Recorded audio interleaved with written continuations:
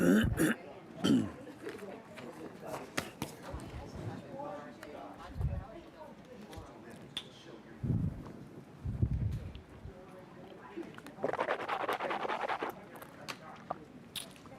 I bet that sounded good. Forgot the sound was totally on here, and rinsing my mouth with the water and getting ready here. What is that sound? Okay. Well, we're almost ready.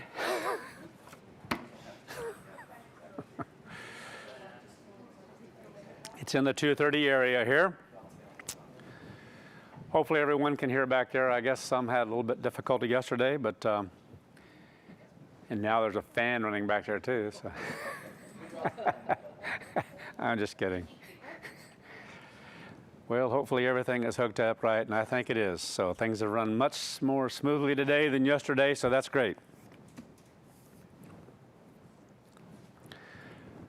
This is the final portion for this three-part feast series entitled A New Phase for This End Time. This indeed magnifies and encapsulates the fullest purpose for what can be lived spiritually through what it means to be sitting in booths at a Feast of Tabernacles. I find this mightily inspiring to think about what God gives us at different times and how He leads us through sermons and brings us to a certain point in time, because if we understand that, which is a part of that very thing, the matter of sitting in booths and learning from that process and how God's working, it's the very thing here of what we're talking about. And again, I find those things very inspiring, very exciting. And the more we see that, the more we'll be inspired and excited by how God works with us, because it's a matter of Him molding and fashioning us as a body, as a church, to prepare for what's coming, and individually as well, because we have to be worked with individually to be molded and fashioned. And then that depends upon us and our response to Him, our response to Christ and God the Father, and what we're doing in our lives, if we are indeed practicing what we are to be practicing, and that's a close relationship with God, understanding the importance of our Passover, of utilizing the blessing God has given us in grace and in mercy to have the ability to be forgiven of sin. That means we have to repent. And if we grasp that and are using that wisely in our lives day by day, God will bless us mightily with His Holy Spirit and continue to work with us and continue to mold us. And if we don't, that's a choice. And every year I repeat this over and over and over again, primarily with the hope that there will be some or one that is moved by that, that is jostled by that, if you will, to respond, shaken to respond, sobered to respond, and to begin making change. I remember one time using the expression, because it's different around the world how you say things. Here when we say get off the pot, we know what that means. Over in Europe, they weren't real sure. It's like, talking about marijuana? What's he talking about? No. It's an expression we use here. And there's more to the expression, but I won't use the rest. And it's basically do your business or get off of it. And so it's about this portion here of our lives sometimes that we need to make a change. We need to respond. We need to do what we're supposed to be doing. So anyway, couldn't help but pass that one out. So again here, as we move forward through this particular series, hopefully we have been digesting more fully what was stated at the very beginning of the series. And again, I'm going to repeat it, because all series as a whole are based on a particular movement, a particular vision, a particular direction that is moving, and what we're to glean from that direction. And so I want to read it once again. As we experience, as we live in, and or through, obviously it's about both. As we live in it, we're experiencing it and moving through it, this new phase, we're going to be learning from what we're experiencing. I hope we can grasp that as we've been going along, as we are coming to a point in time, it becomes more exciting in a sense. It becomes, well, think about what God is doing. Think about what Christ is doing. that anticipation, knowing that the world is going to have to go through some horrifying times, but that's because of us, that's because of our nature, that's because of the nature of mankind, has to be so shocked, so sobered, so go through so much hardship that it will humble itself, that it will begin to cry out and ask for help. Otherwise, God can't work with people, and I'm talking about on a physical plane. God can't begin to work with us spiritually until we're dealt with as far as that which is physical in our lives, to get our attention, to shake us, to sober us. And same thing happens in the church. There are times when people can be shaken, as I mentioned at the very beginning here, sobered to repentance, because that's what it's about, because that's where it starts. And the world has no care or concern about that right now, but they're going to have as we go along. And that's what it's all about, to get their attention, because only then can God begin to work with people on a spiritual plane. Otherwise, He can't. He won't, because it's against His Spirit. So mankind has to be brought down. I think of all the scriptures, all the different chapters there in Isaiah, in the beginning of Isaiah, and over and over and over again, it hits this matter of taking care of the haughtiness, addressing the haughtiness, the pride of mankind, and what it's going to take to accomplish that, because that's the beginning. And so we're going through this now, we're rapidly approaching all that, but it's what's on the other side. That's what motivates us, excites us. It's what we're picturing here at this Feast of Tabernacles, and then on the last great day, the next 1,100 years. And we're becoming more keenly focused on those things as well, and it's a great hope and a strength to us in our lives. It motivates us, it excites us, and as we grow, it'll do even more of that, to where God can work with us more. So it's incredible what we are experiencing. And if we can grasp it, this is going to be some of the greatest experience in our carnal lives and our physical lives that we have ever been able to go through, to experience. It's going to be filled with all kinds of emotion, all kinds of things that are going to take place in us. But it's a highlight, it's a crescendo. It's the end of 6,000 years. That's not a small thing. And God has much planned to take place at this time. We know that. We see that. And we are going to witness that. We are called in part to be witnesses of that as well, because every age for the past 6,000 years has had those with whom God has worked, individuals, one at a time, whatever it might be, or a few at a time. But for the first 4,000, not very many. And then after that, the church was established and began to work with tens and hundreds and thousands at different times. So to be a part of that is incredibly exciting. But we have to understand this is one of the most exciting times of all, because everything that's stated throughout the Old Testament, everything that's stated throughout the New Testament is geared toward what is just immediately behind where we are. And there are so many through time who would have loved to have traded places with you, to be able to witness those things. But we're the ones who are living it. And sometimes we just don't grasp how exceedingly blessed we really are.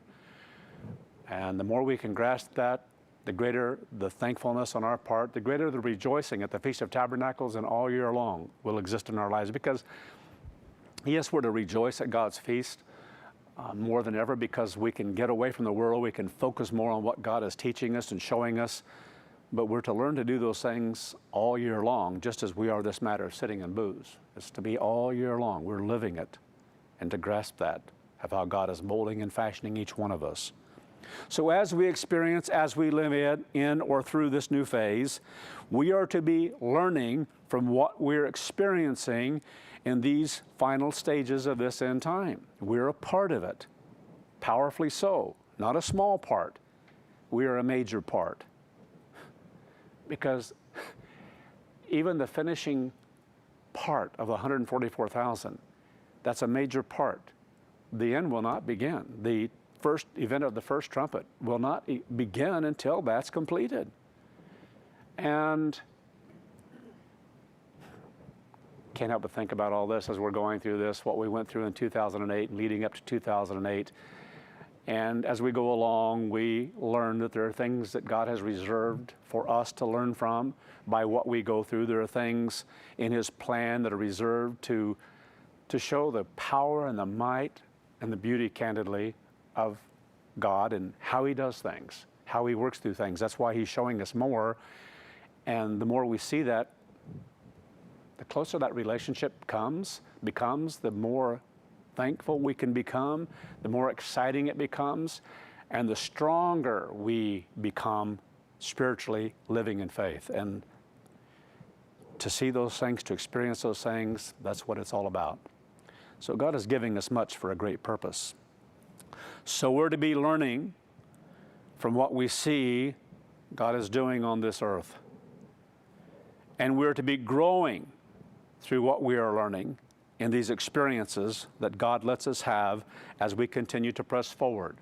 So in thinking about some of those things back in 2008, candidly, I know that God is giving us a clear picture by what's going to take place now, because there was much we had to learn that had to be established as a witness, even within the church at the very end, that all these things that have happened through time, they have been a witness. But some of the greatest things of a witness have been at the end. They really are, or have been. And the reason for that, in large part, is because of everything that God's done in the world as far as technology and wealth and might throughout the world on a physical plane, but also in the church. They go hand in hand in that respect of all that God has done to bring us to this moment in time where he has given more for a purpose. That's the only reason we're experiencing all the truths we do, is because it's God's purpose. He could have given all that back to Herbert Armstrong back in 1950 or 1960 or 1970, but that was a growing process as well. There were things experienced that we had to go through as a church and individually in people's lives. And the same in Laodicea, we had to experience that. We had to go through that to learn from that. And so God established that. What an awesome thing. Painful as it is, that God predetermined that for a great purpose, that there would be an era of Laodicea, that it would be an era knowing full well what mankind would do in an age of great technology, the truth going throughout the world, and then how human beings handle it. To teach one of the greatest lessons of all, that the church cannot govern well when it becomes larger and larger and larger, because we're carnal human beings. And the control of that, we lose it. Herbert Armstrong did not know all that was going on. We didn't know as a church all that was going on. And yet, in that last 7 years, 6 years, that period of time, he hit hard various things. We did not know at that time he was addressing the ministry most of all. Because if the ministry would listen, if the ministry would be faithful, the church would be much, much stronger. But he knew there were problems out there that we didn't know of. They would come to him eventually when they got so bad in some cases, sometimes obviously way, way, way too late than when they were addressed. But some of those things just were not shared with the church in the sense of all of the things that were happening and taking place for protection. And God bless us with that, because there were things that we wouldn't have been able to grasp and understand. He did. He knew exactly what was going on. And so even in that, when you look back and understand that, there is this matter of dwelling in booths. Powerful, powerful lessons that were learned to show that we have to have God's kingdom. We have to have those who are spirit, those who are set in faithfulness for all time. That's how they're able to enter into Elohim. And until someone comes to that point and is able to receive that, that can't exist. It's going to break down. And we had to experience that to learn that. And it was at the end here, in the sense of the age of mankind and the greatest wealth there is and the greatest power that the truth had ever gone out in the world, because it went out in radio, became the radio Church of God. And then the worldwide Church of God, as it continued to grow, they realized how much growth God is giving in so many nations around the world, and the need for ministers and being able to be placed in different areas. And exciting. Sitting in booths, dwelling in booths, and learning along the way. And a lot of that learning happens farther up the road. 20/20 vision is kind of backwards sometimes, looking back and then learning from it and saying, oh, now I get it. Now I know what I experienced. Some can learn it by knowledge, but not to the point of those who actually experienced it. There is a difference. What was molded in people who went through the apostasy is different from those who learn about it later on. It's not the exact same thing, because not the exact same thing as being molded and fashioned up here. We're not all to fit in exactly the same place. To understand those things is incredible. So again, we're to be growing through what we're experiencing in these, or learning in these experiences that God lets us have as we continue to press forward. So again, hopefully we can see more clearly how a little history, in some cases a lot of history, but a little history can be so important, because we live through things that we don't grasp. We just don't see it. We don't grasp it until God gives it to us and helps us to grasp why we experienced it. As I mentioned yesterday, I believe, I am still learning about 2008. And the more I learn, the more in awe I become of God and what God is doing with us. God knew what was going to happen. All for a purpose, so we could learn from it, so we could understand. One of the last things that had to be fulfilled in a more massive way, in the sense of ministers and others who made a choice because of something that was revealed. Christ is returning on a Pentecost, not on trumpets. At that moment, certain minds slapped shut, could not be worked with from that point forward because of sin that was already existing in their lives. But this happened in a very big way. Some continued on, putting on errors that they're going to continue on in the church, but God didn't let them get by with that, because they had made an attitude adjustment up here when they heard that, and their attitude was so rank, so sick, that it could happen at that particular time. They're thinking. And again, God didn't let them get by with that. So individuals began to be cut off right then and there. And so they went along for a time because that was their habit and so forth. And slowly but surely their nature began to come out more and more and more, to where it was manifest and either taken care of by the church, or they just made it manifest themselves by their actions and leaving. It's a marvel to see how God works. It really is. There's so much to learn by that, and how He lets us do various things and how it mixes within the church, because we're to learn from that then. We're to learn from those experiences. And if we grasp what takes place, it sobers us and helps us to understand the seriousness of what God is doing, that we don't take it lightly. Because that's a problem when people begin to take some things lightly in their lives, and that's easy to do with our carnal human nature, where we begin to let down and take something lightly and don't understand the seriousness, like I mentioned. And if we have to learn something and we didn't grasp it, we just repent of it. Like Holy Day offerings that I've been mentioning, and timeliness of various things, and our attitude toward God, and our attitude toward one another in the church, and so forth. And when we see something, we just repent, and God receives that when we do it in spirit and truth. It's a beautiful thing.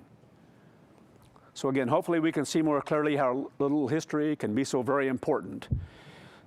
In the past, as we've been moving forward, we have focused on what we are to learn and grow in concerning, again, what we are experiencing as we experience things we've experienced in the past and so forth as well.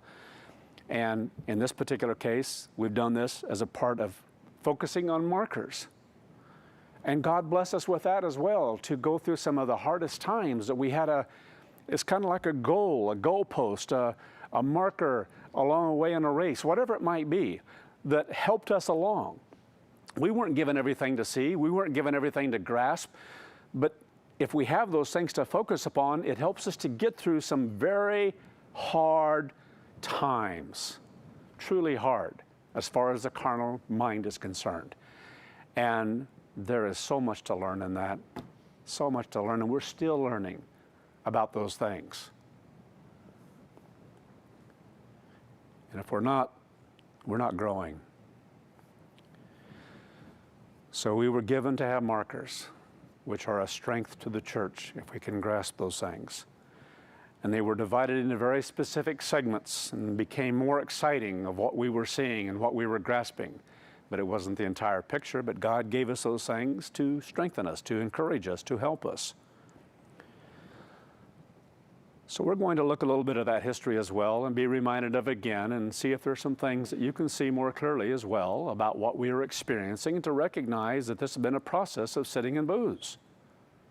Experience that you can't become convicted of certain things except by going through this. So this process began as we, speaking of this matter of markers and so forth and what we went through to have that. So this process began as we had first become focused on trumpets of 2011. Lived it. You lived it as a whole, different ones of you. You lived what it was like to go through a period of time like that when we had known to that point in time, at least because of our present truth, that Christ was returning on trumpets. So why 2011? I hope we all understand that one, because it's important. Because of the message we were receiving of what God had revealed, that 2008 was a final witness. It was a beginning in that respect of a year that had great importance to God. He wanted us to get that. And so that was given, then it was given to the church, and we were judged according to how we thought about those things. Is this from God? What is from God? Are we still going in the right direction? What is taking place? Because it forces people to address various things, especially in what followed in all this, an experience of something. These things try and test us as to what is in here, what's up here. What is our attitude? What is our thinking toward God? Do we recognize, like so many in the ministry by the time we came to the apostasy, about God's apostle? Oh, I learned a lot of good things from him, as I mentioned here in this series.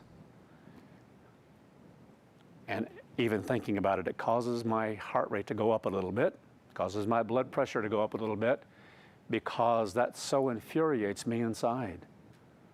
Because it's so clear to be able to say, you didn't know diddly squat. And what you know, everything you have that has any resemblance to the truth, is because of what you learned through him. Do you not grasp God's government? Do you not grasp how God works with, teaches us, guides and directs us, has from the beginning of time? That if we can't learn those basic things of how God works with frail, weak human beings, nevertheless he works with human beings, and it's our attitude then toward that government that is of God with imperfect human beings as to what we do. We're judged by those things. Can we see faults and weaknesses and mistakes? Absolutely. That's a part of the process. But it doesn't take God out of the equation if God's in it. And those are the things we have to judge and learn from and be judged by. So again, 2008, and I'm still learning from it, and I'm still being inspired by it. I'm amazed at how many articles come out and people talk about concerning an economy. They keep going back to that period of time. They're using that as, and I was thinking this morning about that. I will never forget, in that respect, President Bush and the expression on his face when you could tell he was scared. It was on his face. Sometimes you can't hide certain expressions. And he began to talk what they were going to do as far as the government was concerned, to abate, to turn aside, to deal with what they saw was happening around the world with the economy and what was happening to the economy here. And even by what he said and how he said it, he was a man, a leader of a nation who was afraid. Because at that time there, they didn't know if they could turn this around in the sense of giving us time to deal with various things. But it was God's purpose and God's plan that that's exactly what was to take place, because there were things that were not to happen then. But we had the rumblings of it. It was like a kind of a repeat, like I mentioned here recently, some of what people went through between 2008 and 2012 within the church, the very exact trials, the very exact things they're going through now in many cases, and how they're dealing with it. because now it has to be done differently. It has to be done right before God.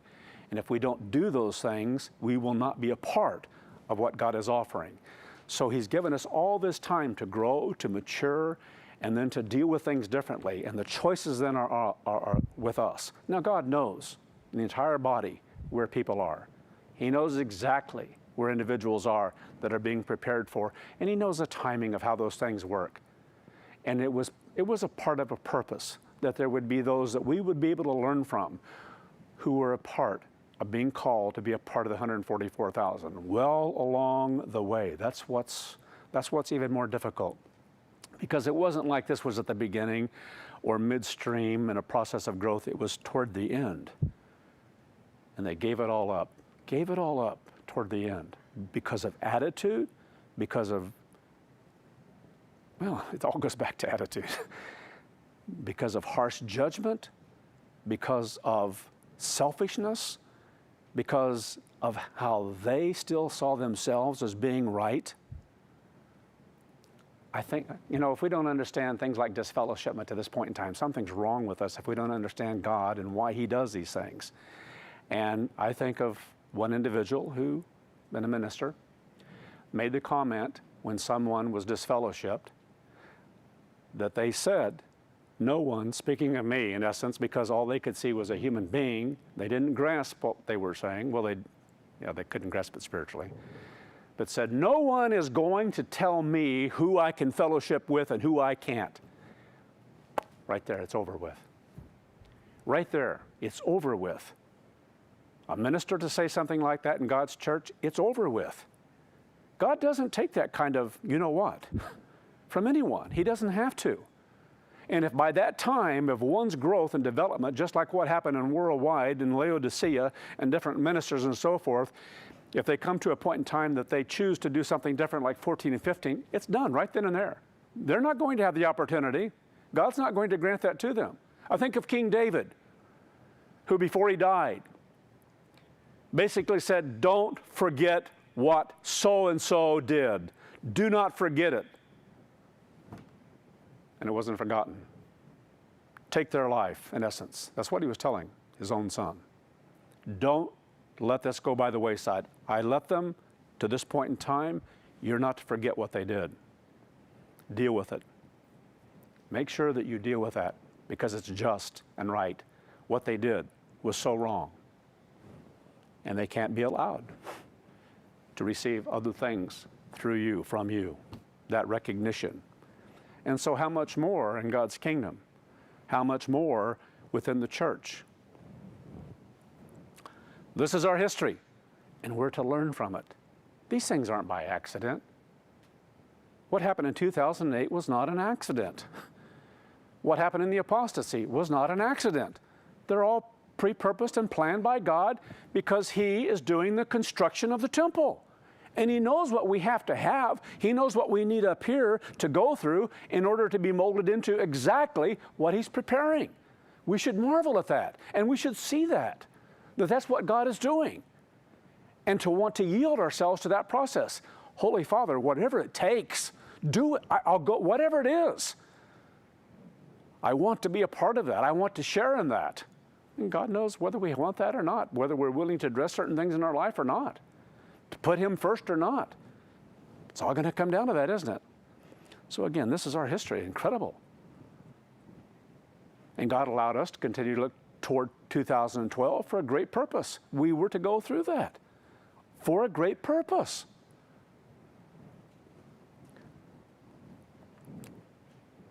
And so we look at those things. Well, if someone says something and it doesn't come to pass, then you're not to follow them anymore because they're a false prophet. And people don't understand how God works in His church, how He's worked with us from the beginning of time. Amazing. But it all revolved around the choices and decisions that were made were based upon what God revealed that it was 2008. I don't know how to stress this enough within the church, but I tried to yesterday. It was like the first time I sat down and heard about the Sabbath and the holy days. And there's that which is in the mind, you know it. It's in your mind. And the more we're able to see that process and we recognize it has to be from God, that it is there to that magnitude, to know that you can't figure it out, you can't know it, but it has to come from God. It's like sermons. If it isn't from God, I don't want to waste my time. I want to waste yours. It's no good. So we look to God to inspire us, to give us what we need. That's why you see sermons that fit together, like the opening service, and different things that fit together, things that were led up to the feast and so forth. That series that I gave about choices, or about calling, and before that, hadn't been planned at all. God planned it. I choose you. And then the series about a calling, because that's what we have to do all along the way as a matter of a calling. Those excite me. They move me. They inspire me as a minister to press forward. And we need those things.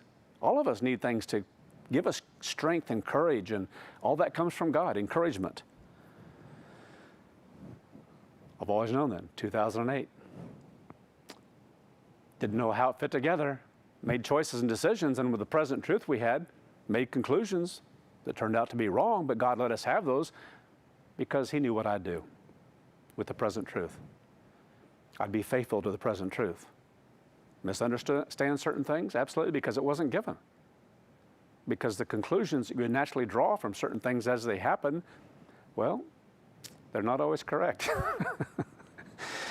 So we press forward, and then God shows us. So we learned through what we experienced as we were seeking to follow God. We grew. I can't help but think of what happened as a result of heading into and then coming up to that moment. I mean, people were waiting to the last minute, the last day, because it was so much in our minds. This is it. We lived it. And that was a beautiful thing to God. Hope you understand that. What people did, who did that in their minds, in their spirit, that was pleasing to God, very powerfully so. Then after that, we needed help. We needed answers, just like we did when we have come through different times of trial, and God reveals something to us. We grow through that. It's a beautiful process. So in 2006, as the book 2008, God's Final Witness, was being written, God began to reveal that the year 2008 was of major importance in a countdown during this end time. God had been showing and getting closer and closer to a point of helping us to see we're almost there. And there are certain things taking place that He wants us to grasp and comprehend how He's been doing it. And so certain things began to become clear a little bit. Not a lot at this point in 2006, but still things were beginning to be revealed that started to put parts of the puzzle together to be a little clearer than what they had been up to that point in time. And it was exciting. It was encouraging. So He began to reveal that the year 2008 was of major importance in a countdown during the end time. It was through a long process that we experienced much and grew in far greater truth. I think of what we went into toward the end of 2012, and I'm awesomely inspired by it. An incredible, basically, 4.5 years of what we experienced.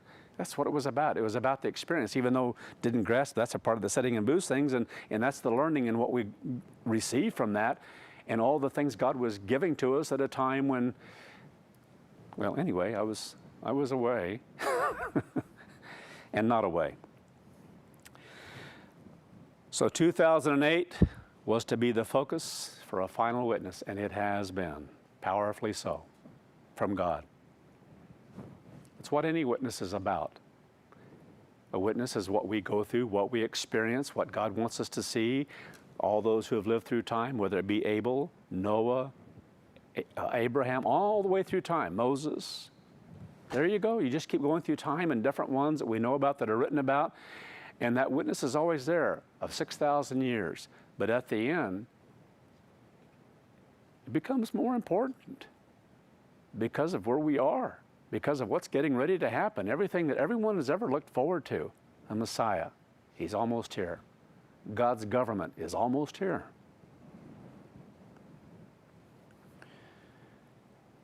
So again, 2008 was to be the focus for a final witness that God was establishing. So it was actually between the period of Passover and Pentecost of 2008 that Laura and I received our first visit from the government. Crazy what we went through. 2008. So things were happening in 2008, massively so, and preparing for things. We had no idea where things were going to go. That was the beginning of a very twisted, deceitful, and angry attack upon God's church, on the leadership, in essence. Things like that have happened in times past. We can relate to that. We understand how people can be. I think of Duke Majan, I think that was his name out there in California, the Attorney General, and what he started to do and put someone as a judge into receivership of God's church, or the Worldwide Church of God, because he definitely wasn't over God's church. That was intact, always from Herbert Armstrong as God's apostle. But they tried. And we know the result of all those things. Incredible. It was a hard time to go through, but you know what it did? It brought a lot of things to the surface of people who were betraying. They had been betraying for a long time. But several evangelists, it all came to the surface. God made it very clear who they were, things that they were doing, and the deceitfulness, the lying. How can you address betrayal except to be sick in the stomach by it? The exact same thing that Lucifer did. They did on a spiritual plane as well, and had been doing for some time. All in this mindset of who is going to gain control, who is going to be up here at the top when it's all said and done. What evangelists, or what evangelists together, will be able to do this, to be a part of this, to take over that leadership when that old man dies. Because that's what they were waiting for. They're just waiting for him to die or to be put away for a time. Whatever it takes to get this done so we can go on with and make the church what we want it to be after our image. Crazy. So the year 2008 was one that has proven to be the time that the volatility, the futility of the established structure and imminent implosion of the world's economy became manifest. So much was happening in 2008, powerfully so. So this was indeed a witness that became established against the world system, that brought to light the arrogance, the greed, the corruption. There are certain things that bring those things to light sometimes, and these events, even in a global economy, began to be brought to the surface about this world's economic trading practices, the corruption of Babylon. That's what it is. It's a system of Babylon, absolute chaos and confusion, because so often those things are a matter of greed and a seeking to have control. Hence, things like the petrodollar, to be in control. There are nations that want to see this nation end and come to an end because they are sick and tired of the manipulation of being controlled by a world banking system and all the pressure that some try to put on others through this Babylonish system. And people are tired of being told what to do. They really are. Incredible. Corruption of Babylon. So let's look a little at what was written about this system and its imminent end, all a matter of God's timing and purpose. Revelation 18. Revelation 18. We are to grasp what we go through, why God allows us to go through various things. It's as simple and as basic as why God allowed the apostasy. He could have kept it from happening. He could have kept Sardis from happening, but it wasn't his purpose. We learn through these things. We grow in these things. The witness of Sardis is exceedingly important. It will be throughout the millennium and the great white throne. What happened next as God begins up the church, restore truth to the church, is a powerful teaching tool for the future. So is Laodicea. So is the remnant. Revelation 18, verse 1. After these things I saw another messenger coming down from heaven having great to an end that had been going on from the very beginning that Lucifer started. He is the author of Babylon. He is the author of chaos and confusion. He is the author of trafficking by his blabbing mouth and causing division and chaos saying things to divide people, to turn them away from God, whatever it takes. And he became a master of it. That's why has been able to do what he's done through the centuries with mankind. It's all been a Babylonish system. And it's sick, perverted, distorted. Then he cried mightily with a loud voice, saying, Babylon the great is fallen, is fallen. Oh, it's going to illuminate the earth. That's what this is about, the message. It's a powerful message. And this process is going to take place. So, and the earth was illuminated with its glory. What does that mean? Well, what a beautiful thing when finally it comes to pass and God has destroyed the system of Babylon and begins to establish that which is so powerful and mighty and beautiful. The glory of it all. The glory of destroying that which is destroying the earth. To destroy that which Satan has built and constructed, that mankind has yielded to.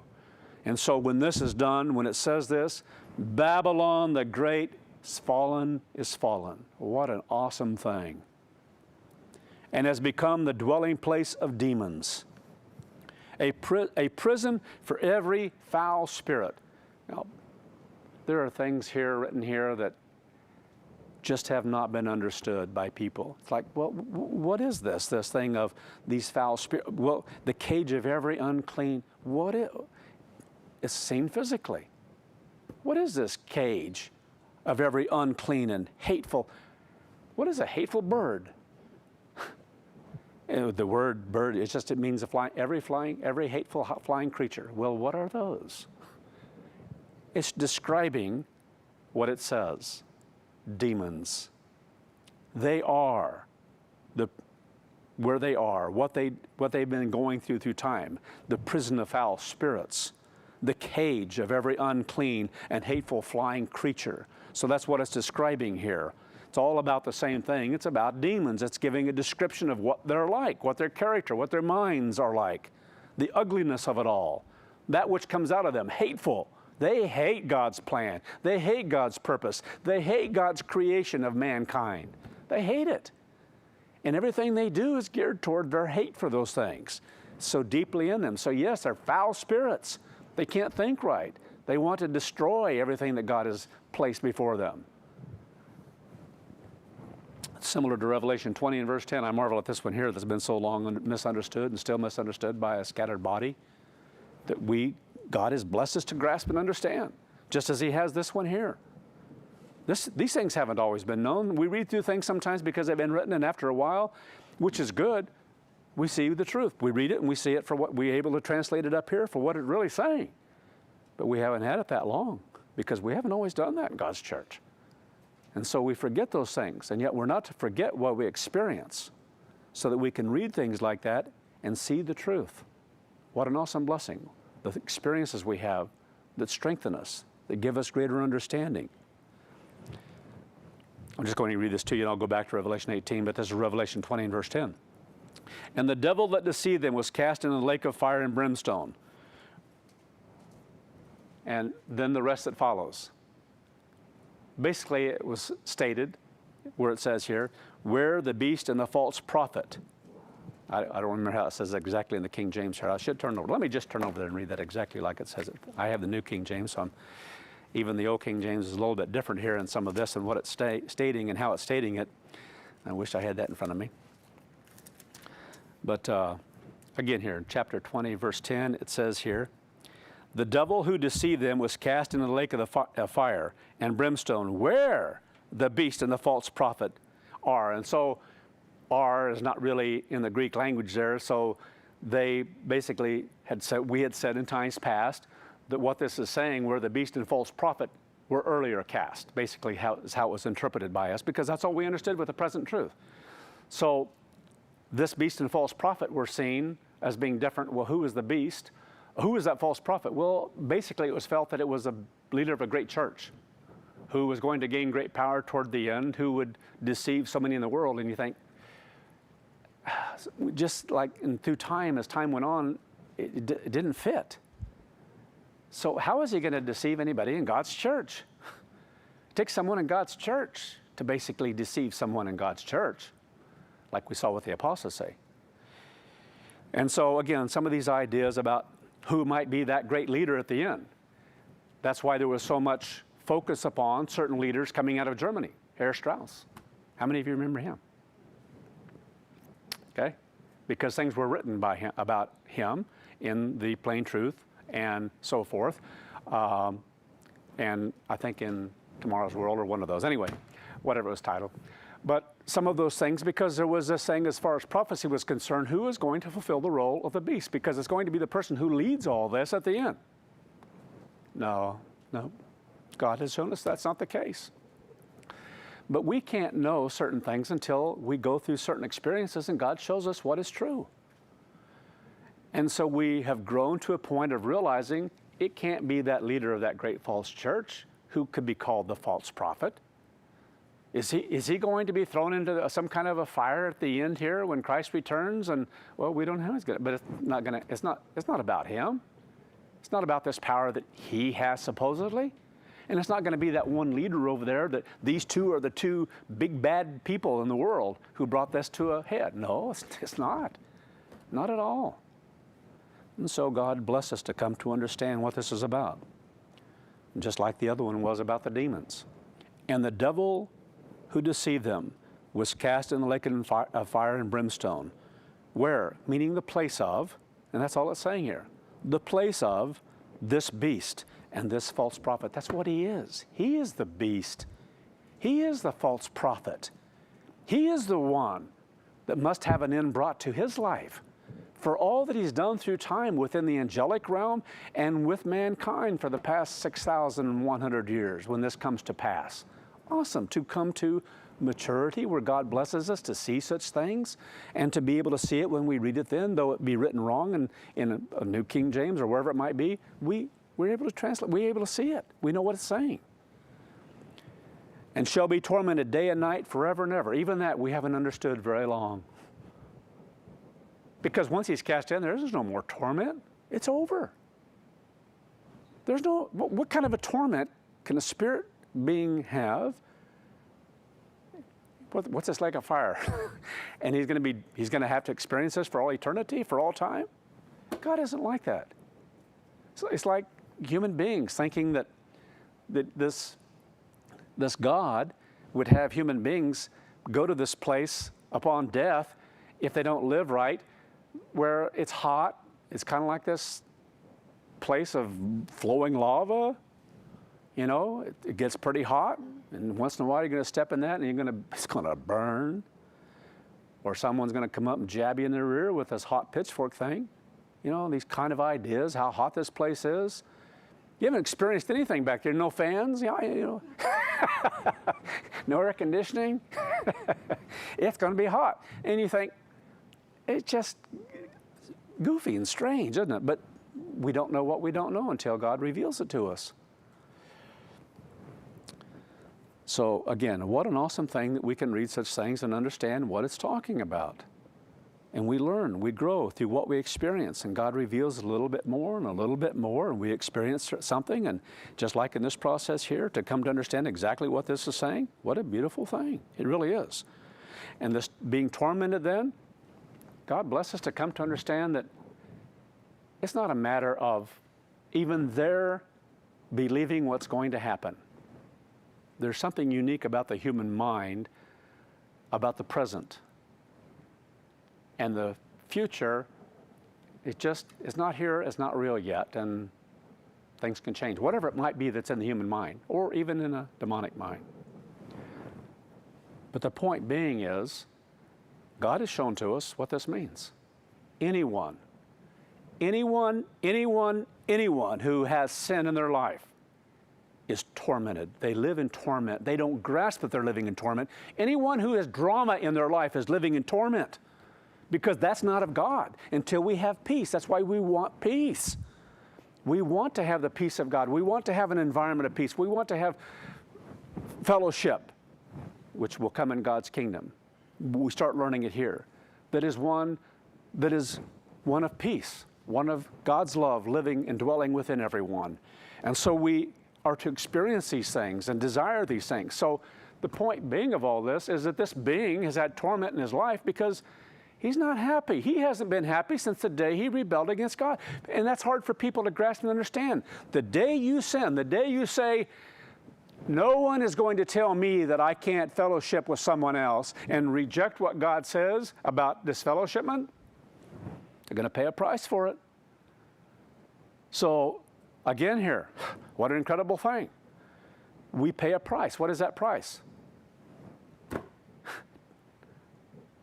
An unsound unhappiness of mind, an unsound mind, a mind that has chaos and things don't fit together properly, and this stuff that works in our thinking and our minds that just isn't good. And it's hard for us to grasp that kind of unhappiness. We're just not happy. Happiness, rejoicing, comes from God by living His way of life. And the more we're able to do that in unity and oneness of spirit, the happier we are. The more we're able to rejoice before God for what He is giving us, for His truth, for His way. It's a beautiful thing.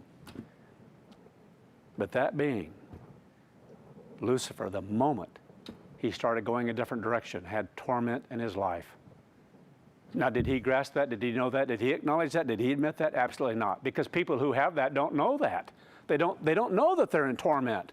That they don't know what it's like anymore to have full peace in their life, or to have access to greater peace in their life, like within the church, if we have those things happen. So it's something we have to experience to go through. It's all another one of those experiences. How we handle it, what choices we make along the way. So what a beautiful thing that God has brought us to better understand then what it means, tormented day and night, forever and ever. And we understand what forever and ever here means, until there's no more ever. We've understood that for a long, long time. When individuals come to an end at the end of that 100 years, the smoke, it goes up, it says forever and ever, until we understand it's all burnt up, it's gone. So it will go as long as that exists. And when it doesn't exist, it's gone, it's over. And that's what it's talking about here. It will happen until that end comes. So it's talking about that period of time. How blessed are we to grasp, to know, and see those things? It's so clear. The world reads these things, or we've read them in times past, perhaps in a way we just didn't grasp and understand. So again, the present truth, the grasping of experiences to get us from here to here, to realize that certain things don't fit. We've had to go through a lot to grasp that. There are people out here who still think that there's an individual or religious leader that fits this false prophet. But they don't have anything else, just as much as there are those who still think they're going to a place of safety over in Jordan. They still have that because they haven't had that experience of the growth and having to address things. Just like the 144,000 and a great multitude, to know that, no, that is the great multitude that only God can count, because He has constructed it through time. And we haven't lived there. Our little span of time is not so great. Anyway, what a beautiful thing. God's way of life, God's truth, the experiences He lets us have so we can build upon those things and become stronger and stronger. And His Word becomes more and more exciting, and more of the mystery is removed, because it's a mystery until God reveals it. We don't see it. It's a mystery until God reveals it. And God is removing those things more and more and more. And that's His purpose at the end, leading up to Christ's return. So going back here to Revelation 18 about this Babylon that has fallen and become the dwelling place of demons, a prison for every foul spirit, a cage for unclean and hateful flying creatures. You know, they're all the same thing, just an expression of what they are. Verse 3, for all the nations have drunk of the wine of the wrath, the rage of her fornication. Oh, have they? You know, and especially those who have greater control of that Babylon, especially when you look at an economic type of thing, and they all drink of it, so much so that what can they do? How do they address this? Petrodollar, how do they address that? Well, now some are trying to address that. But they all drank of it, of the same thing, and the banking system, they're all pretty much tied into it. And those who try to go outside of that control, it's control, and those who try to go outside of that, because otherwise they can have sanctions put on them and they can't have the same ability to maneuver within that banking system, so they have to find some other system to barter. That's what it's talking about. They're locked into it. They drink of it until they started breaking away finally now at this time at the end, but they're still tied into it. They really are. But it's like, I don't want to use that expression, but so if you do and so if you don't type of thing, the D. Anyway, that's kind of how people are. What do? You're a part of it. You're a part of Babylon, whether you like it or not. And because of time, the world has become more a part of Babylon. Thank God it's going to be destroyed. It's sick. It's perverted. It's selfish. It's greedy. It's everything that is of that one being. It's not anything of God at all. It's going to be a beautiful thing when things are cleaned up. Babylon has fallen, then the glory of God can begin to come through His kingdom, His system, His way of doing things. Man can begin to learn and be freed from that kind of evil, because it's evil. It really is.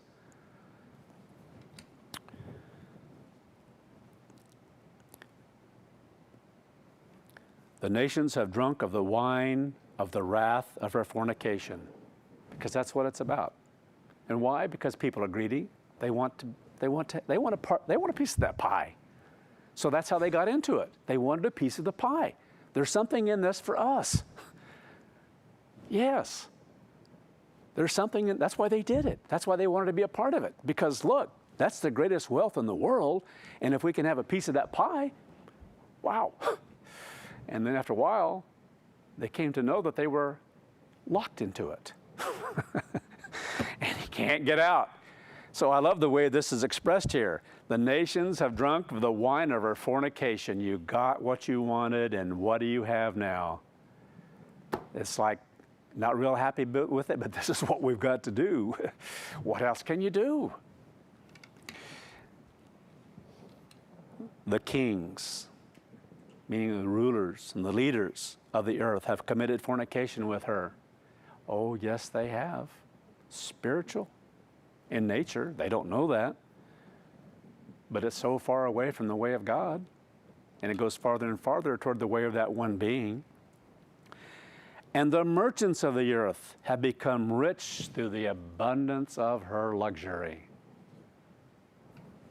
Corporations, trading, until now. Now it's a little topsy-turvy, especially with COVID.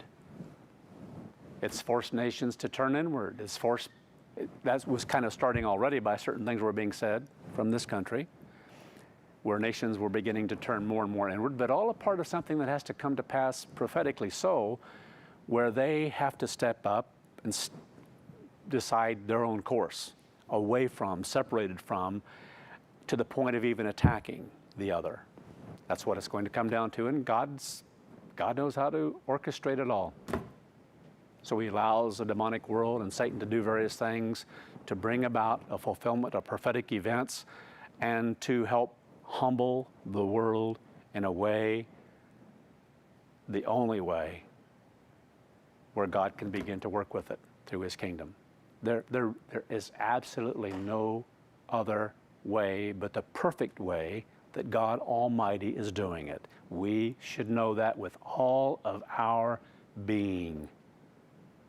If we think there is some other way to do this better, we are sick in our minds and do not grasp the glory and the power and the purpose and the workings of Almighty God, truly.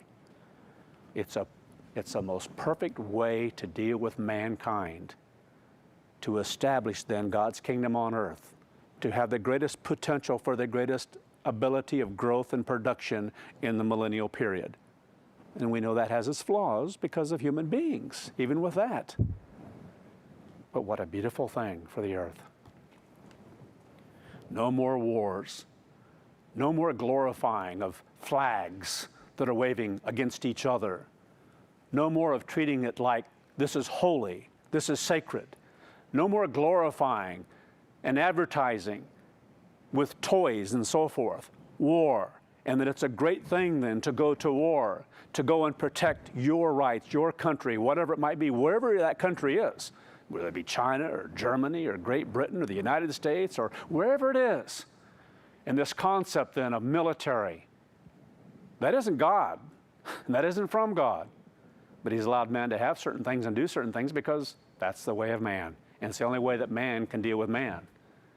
And so those things have been allowed to be established for a purpose, and God has allowed some of those things and worked through some of those things within a very bad system, because it's Babylon, it's Egypt, it's Assyria. All things that reflect that which is bad and wrong. But it's God's purpose we experience those things, so He can bring us to His family. I hope we see the process more and more clearly as we go along.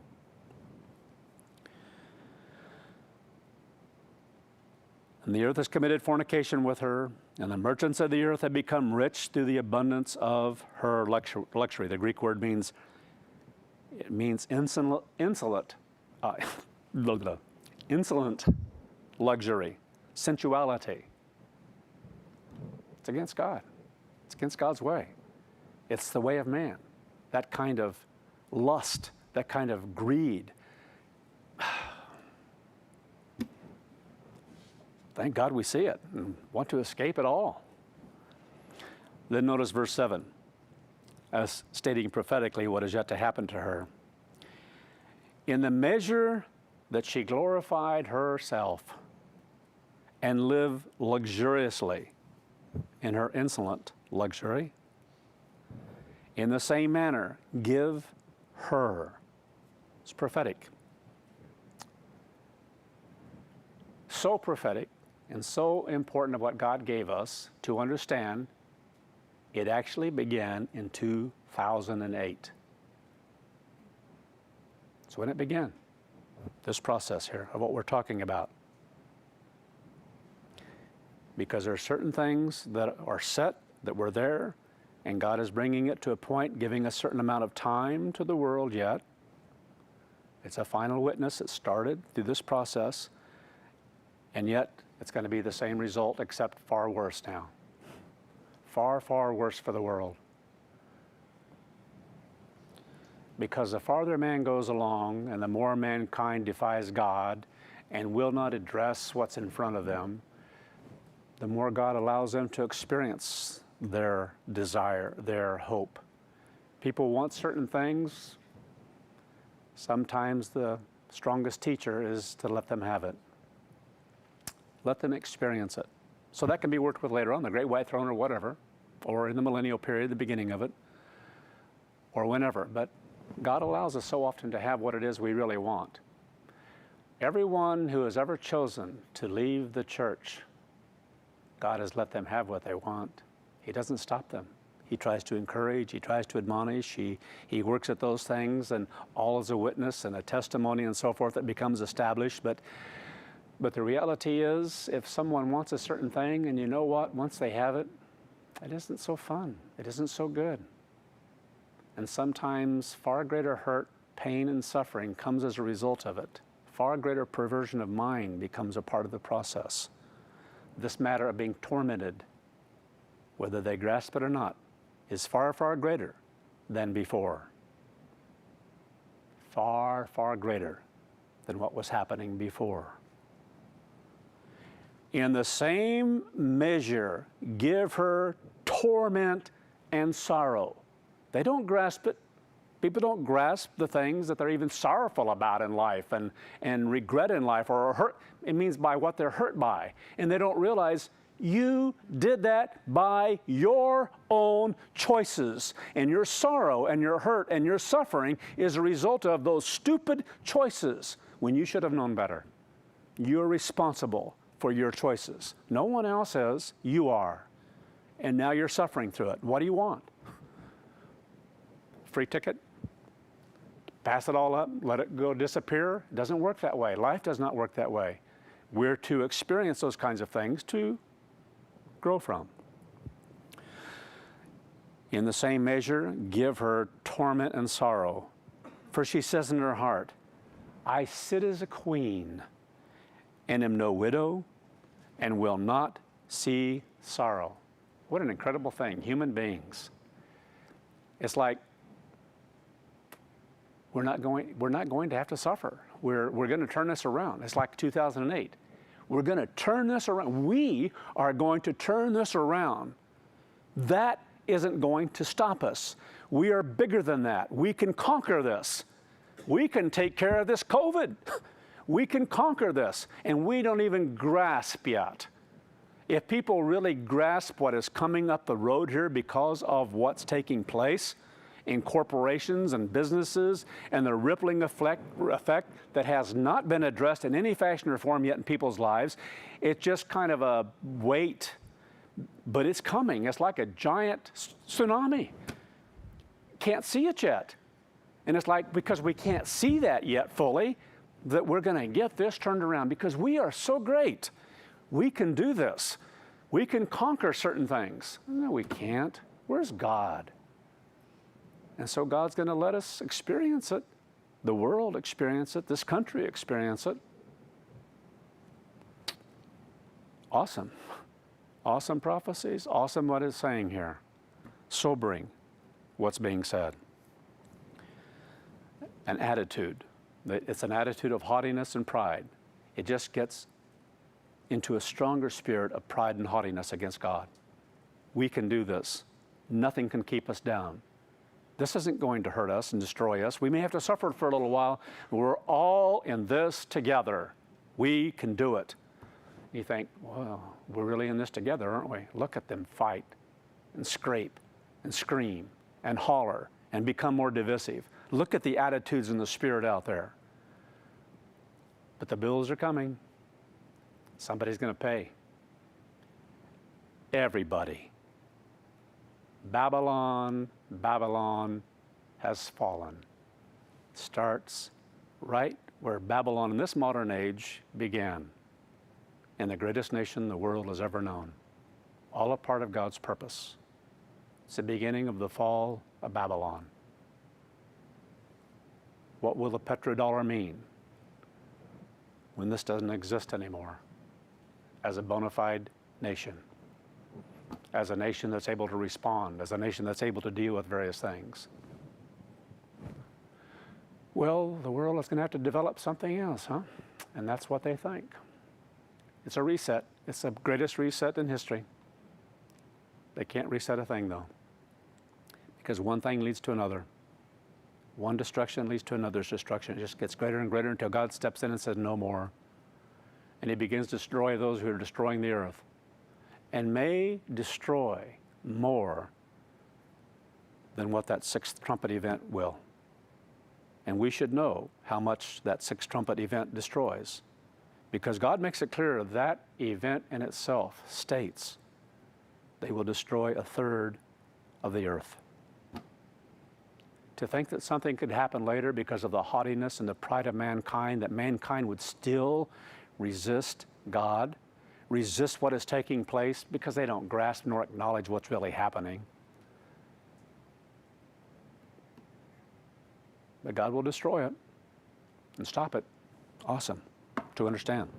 So in returning to the flow of this sermon and our history, as a result of the importance being placed on 2008, trumpets of 2011 became our focus for the conclusion of the end of the age. Again, we understand why, or we should, because that was the present truth, that Christ would return on a trumpet. So with that being the year, then certain numbers would only work as they fell in 2011 in trumpets, that being a 3.5-year period from 2008. We understand that those things will fit into a specific area and time. So let's now zero in even more on this history that regards the prophetic end time period that we have experienced and how God has led us, because again, this is a part of what God wants us to grasp, our journey and our recent history journey and what's in front of us, because it's about this experience. You do have the opportunity of having so much more, receiving so much, because this matter of the seventh thunder, we cannot keep up with it on the website. nor can we try. We do to a certain point. Is that my phone? I didn't have it on silence. We do not want that call, period. So that little thing on the side, I just didn't have it set on silence. That is my fault. I accept full responsibility. Just trying to see if everything looks like it's working right, and it does to me, but who knows? Anyway, I'm sure it was just a sales call. Because they know who to call if something happens, and it's not me. So anyway, there is that which we have the opportunity to grow in more and more and more, because what we're preparing to go through, the greatest times of 6,000 years of human history, the height of it all, and it won't be just a physical matter, an event, or events that are taking place. There are going to be spiritual things happening in our lives that are going to work to mold and fashion us in ways that we don't even grasp yet. We really can't. And I'm not going to go into those. It's enough to grasp and understand that there is this matter of looking to God in a way that we never have in our lives. You will look to God. You will be moved and motivated because of what you're experiencing, if you desire that, if you've chosen this way fully and convicted of it fully in your heart and mind, that there will be that desire in looking to Him in ways that we have never experienced before. And it has a spiritual implication to it, a spiritual part of that that's very powerful, and will have a great power in that respect of molding and fashioning in us some of the finishing touches of whatever we have to go on into a new age, as far as the 144,000, that part, or the part of going on into a new age as a part of God's church. So again, 2011 became our focus. Trumpets did. So it's good to experience, zero in even more on this and what it's talking about here. Some of the things we're living right now, I marvel at. I had written here in my notes to zero in even more on this history that regards the prophetic end time periods that we have experienced and how God has led us, because all these experiences of these periods of time have tremendous power to them in the sense of our lives. But God is making it clear at this Feast of Tabernacles that this is what we're to do. We're to focus on this more than ever before, the experiences we're having, and learn from that process of what God is doing. Because it's about sitting in booths and experiencing this ever more so, moving forward. Anyway, we are actually living this process of sitting in booths in a way that we never have in God's church.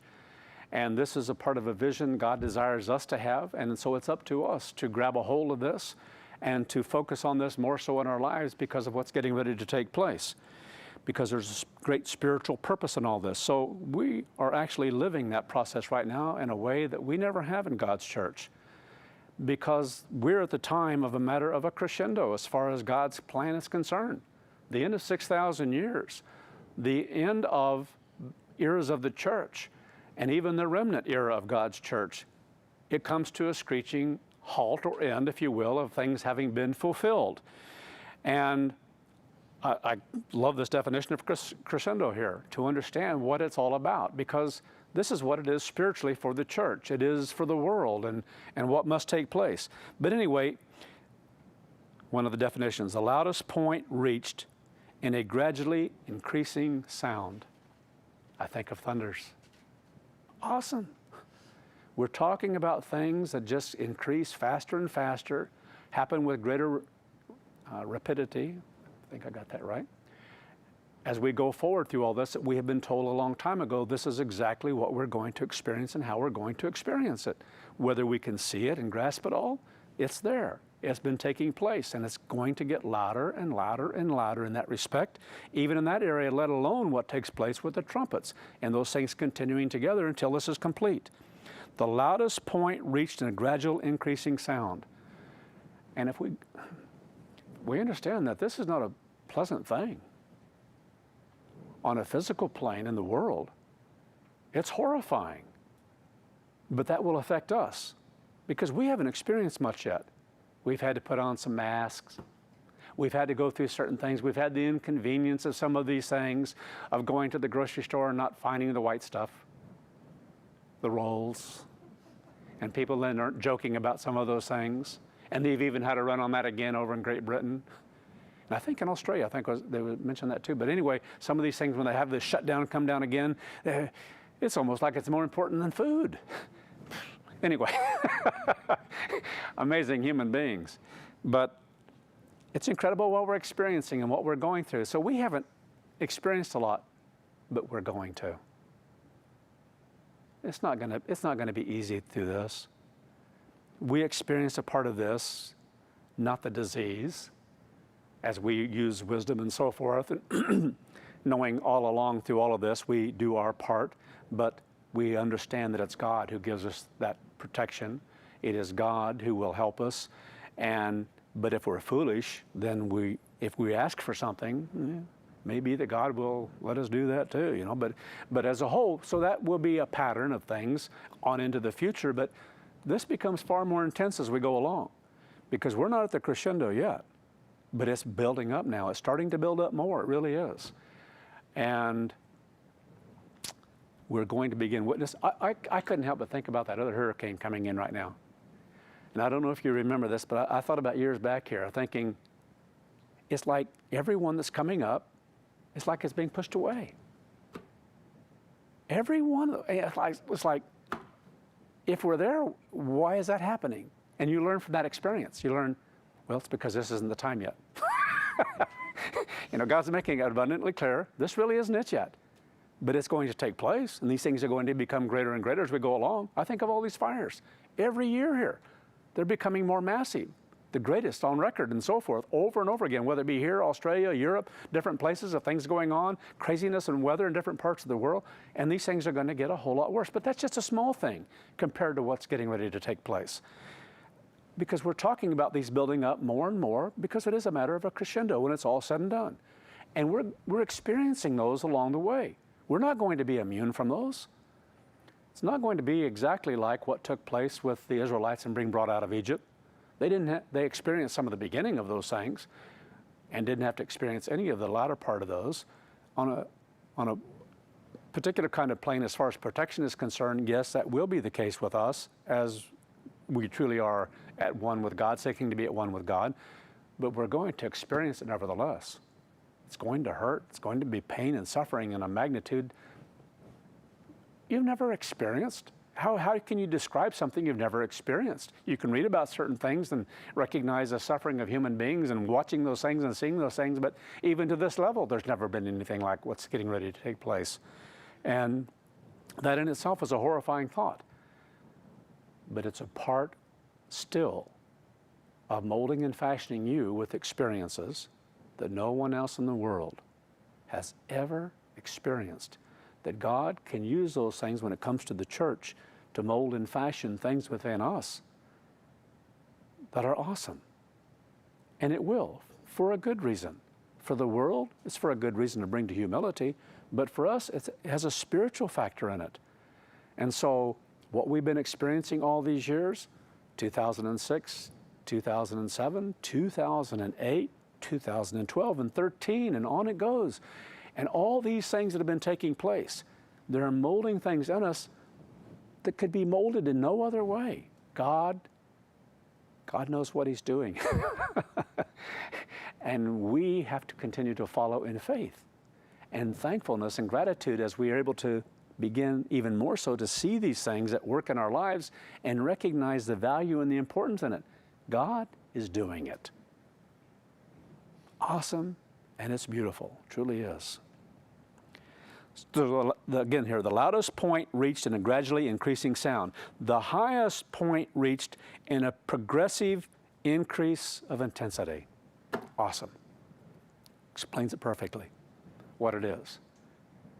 And we're going to experience it. We're going to see it. Not experience it in the same way that the world is. And we don't know we can't understand that fully yet. Because why? It's experienced. It only comes through the experience that then we see, and God will help us to see things and grow in things even more so than we have to this point in time. Now that to me is exciting in one respect, but apprehensive too, because it's not a pleasant thing. Just like apprehensive, I think when I was dropped off in a little place over in Indiana, and 3 back here in the back. Have to be careful, don't get choked up. One of the most horrifying experiences of my life.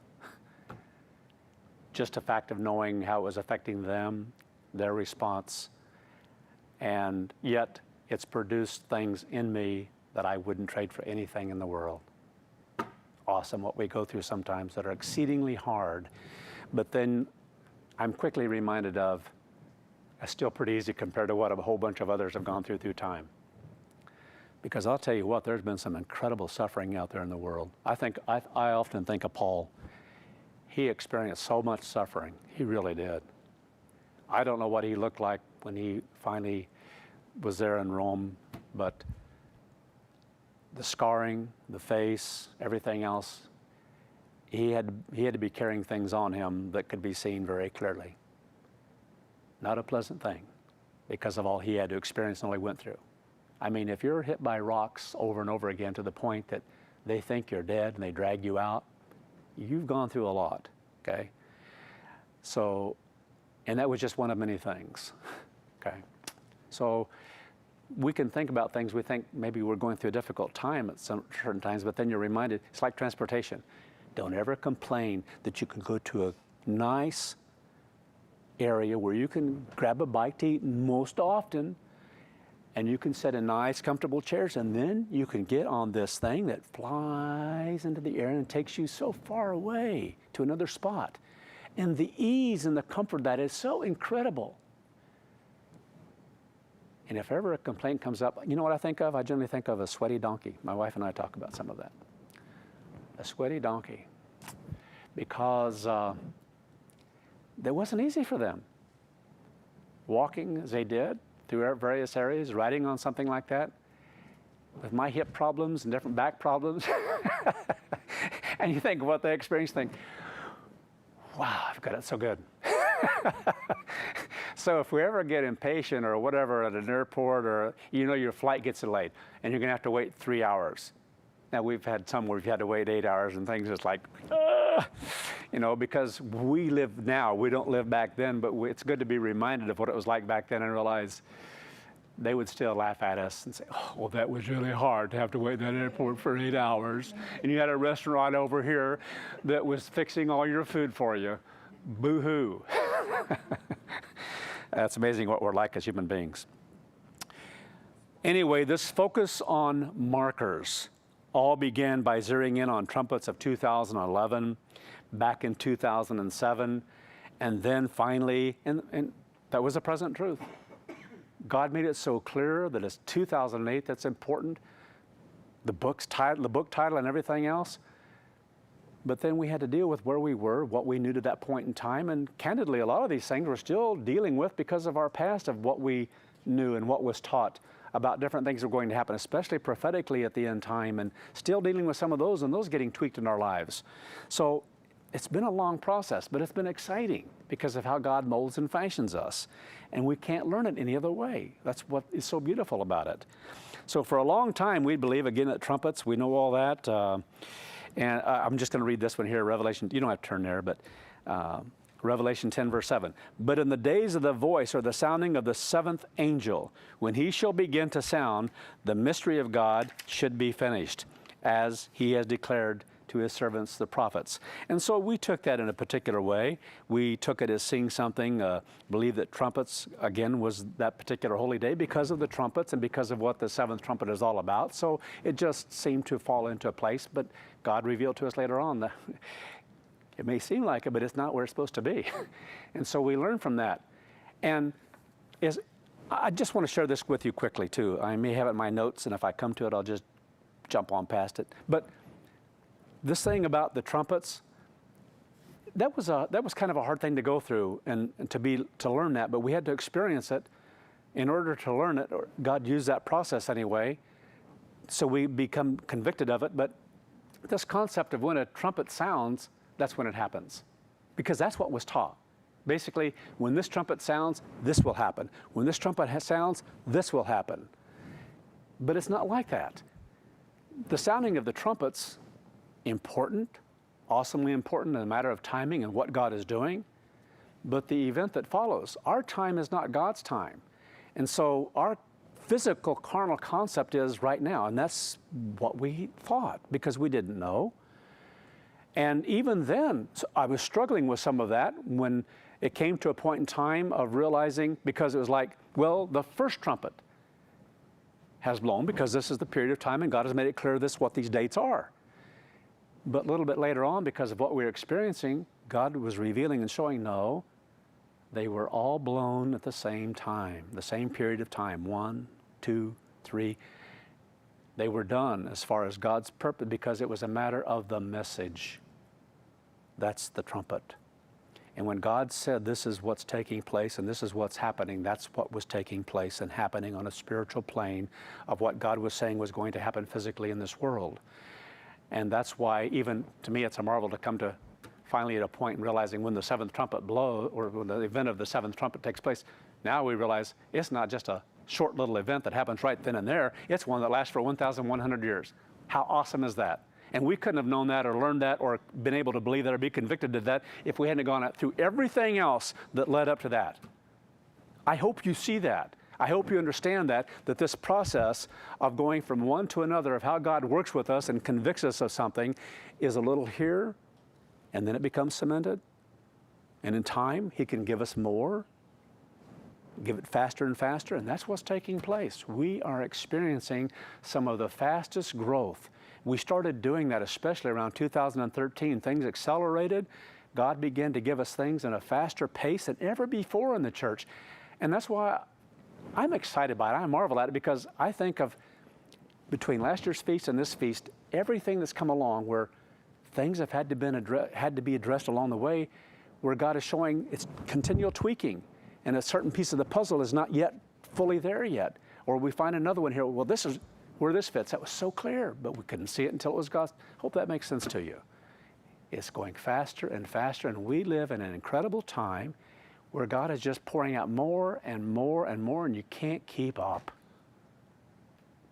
I can't keep up with what I write and preach. To me, that's inspiring. It's difficult. Thank God for His Spirit that He gives to us to help us that it's there. Here's the picture. I have to go back every once in a while. Yep, that's the picture. Awesome, because I love that example Mr. Armstrong gave about the pieces of the puzzle, and it's just becoming clearer and clearer. There it is, right in front of us. So again here, I'm going to roll through part of this. I'm not going to go through everything, but just as much as I'm watching this, and I'm going to share this because I don't know yet, because God hasn't made it 100% clear. And candidly, I'm a little more cautious right now. Anyway, be careful here. Anyway, but if I have to, I'm going to. I'll say whatever God gives me to do and say.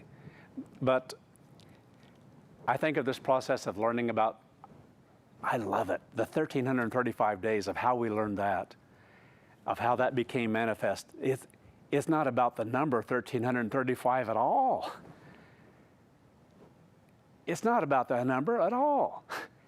To me, that's exciting to realize it's about what that number represents in Daniel. It's about the 144,000. It's about the sealing of the 144,000. We take something as being a literal number and try to figure out, where does this fit? And yet, in that respect, it does end up fitting. We have seen things that fit into that particular pattern, and we have learned from that. But that's not the primary focus. The primary focus is what God fulfills within the meaning of all that, a final sealing that takes place. So, we are living through a particular time now where we have quit setting our eyes on specific markers. God is letting us know, indeed, just as this sermon is, a new phase for this end time.